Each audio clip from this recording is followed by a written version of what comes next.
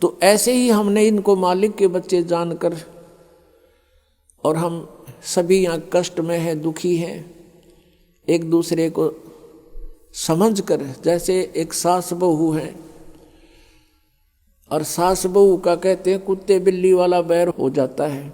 ऐसा क्यों है? बिना ज्ञान के गाटा जुड़ रहा है। और फिर कहते हैं जैसा दर्द आपने हो ऐसा जान बिराने।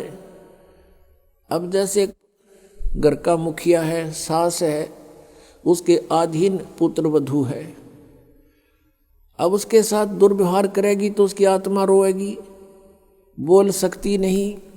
तो वो आत्मा की जो पुकार है वह भगवान के दरबार में डिपॉजिट होती है और उसका प्रतिफल बहुत भयंकर होता है।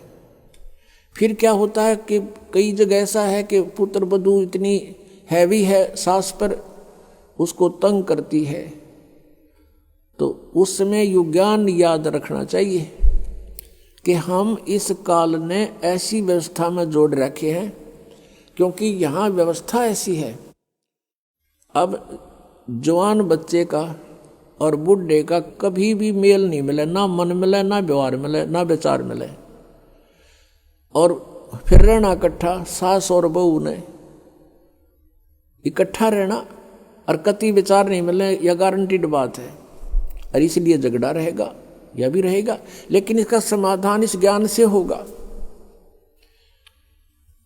देखो, कोई भी घर में हानि करके प्रसन्न नहीं हुआ करता, कोई भी नुकसान करके राजी नहीं, लेकिन हो जाता है। और फिर उसके ऊपर एक दूसरे के साथ खींचातानी करे, तूने ऐसा कर दिया, तू ऐसा करता है, ये करता है। को बालक है उसने प्यार से समझा दे, लेकिन नुकसान जो होना है आपके भाग्य में पूर्व निर्धारित है, वो होके ही रहेगा। और वो नुकसान तो हो लिया और फिर वो झगड़ा बाकी रह गया, बेमतलब की टेंशन।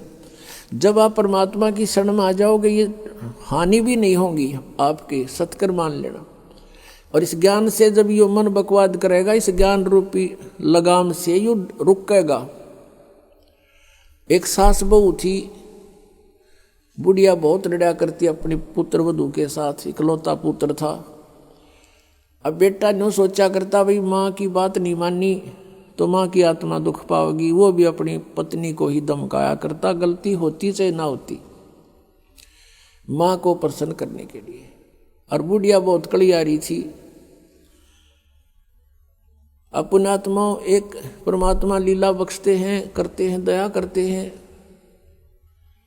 एक बहन सत्संग में जाया करती थी, बुढ़िया माई, वो उनके घर चली गई, कुदरती परमात्मा भेजते हैं।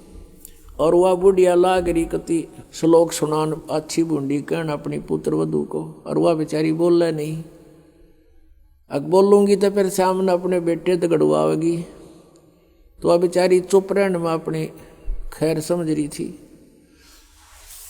अब उस बहन जो सत्संग में जाती थी, परमात्मा परमेश्वर के विचार सुनती थी, उसने सोचा ये तो नरक हो रहा है इनका घर। उसने उस बुढ़िया को सहज सहज प्यार से कहा, बहन सत्संग में चल लेगी? ना, हम नहीं जाया करा सत्संग में, ये तो उलगी जाया कर ठाली, जिन्हें कोई काम कोई ना। हर बुढ़िया ने काम बहुत लड़न का, और काम नहीं उसने, वो छूटे ना उससे। उसने फिर दूसरे तीसरे दिन फिर कहा कि आए एक बार मेरे साथ चल, कोई भी ना रही मेरे साथ चलने वाली, और मैं अकेली रहेगी, सत्संग में जाना है, जल्दी आ जावांगे।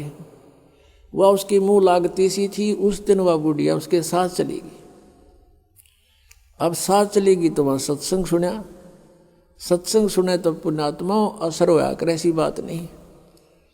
जब तक हम कुएं के मेंढक बने रहेंगे, हम उसी क्रियाओं से लिप्त रहते हैं, वैसे ही विचार हमारे बने रहते हैं, और ज़्यादा ही दुख और बुराइयां हमारे अंदर प्रवेश होती रहती है। बुढ़िया ने सुने विचार, उसकी तो एकदम जो है ना, एकदम परिवर्तन आ गया उसके अंदर। अब सचमुच हमने आपस में नहीं किसी को दुखी करना चाहिए।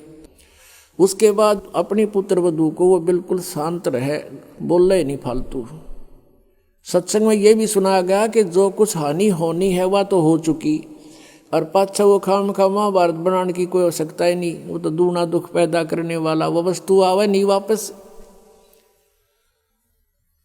एक दिन क्या हुआ, वो पुत्र वधू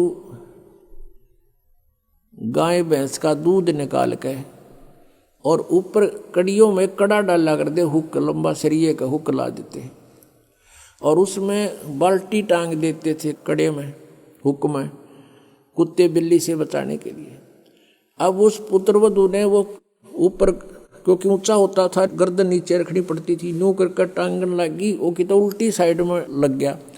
उसने सोचा टंग गया, हाथ छोड़ दिए, वो बाल्टी नीचे गिर गई, सारा दूध फर्श पे फैल गया। अब पुत्रवधू ने देखा बुढ़िया की तरफ, अकी वो होगी ओन अनो बिरना कई दिन का सांग हो गया यो। अब उसकी तरफ देख रही है बेचारी भयभी दृष्टि से। बुढ़िया कहती, बेटी कोई बात नहीं, हमारे भाग में नहीं था यो, और इसको उठा ले ऊपर ऊपर से और भैंस को ही डाल दे बेटा उसके चारे में। ये अपने भाग में नहीं था इसलिए गिर गया, कोई बात नहीं।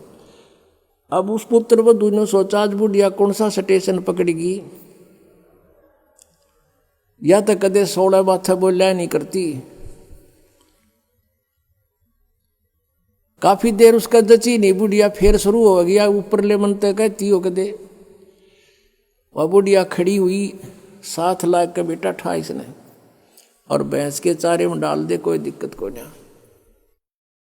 अब उसने सोची अपने बेटे ने बतावेगी, मेरे तो ना कहती होगी, तो वो भी आ लिया, पुत्र भी उसका कोई जिक्र नहीं करा बुढ़िया ने। तब उस माई ने, उस बहन ने सोचा, भाई इतना परिवर्तन आया क्यों कर इसमें। उसके चरण दबावे, सेवा करे। फिर पता चला कि बेटी मैं सत्संग सुन के आई हूं, और बेटा मैंने आज तक जो गलतियां की, तेरी आत्मा दुखाई, बेटा मैं माफी मांगू तेरे थे। वह पुत्र वधू रोन लागी, न बोली माँ कोई बात नहीं, अब तो माँ तुल्य हो, और मेरे हित में ही कुछ कहती थी। उस दिन से पुत्र वधू ने भी नाम ले लिया, फिर धीरे धीरे उसके बच्चे ने भी नाम ले लिया, और घर में नरक के स्थान पर स्वर्ग हो गया। अब इस परमात्मा की वाणी से, ज्ञान से स्वर्ग तो यही हो जाएगा, और सतलोक हमने जाना है, फिर भक्ति करके वहां सतलोक चले जाएंगे, महासुख वहां हो जाएगा। तो इस प्रकार वो परमात्मा आकर हमें ज्ञान देता है, उसके ज्ञान से हमें पता चलता है। इसलिए कहा कि सत्संग की आधी घड़ी और तप के वर्ष 1000 तो भी बराबर है नहीं, कहे कबीर विचार।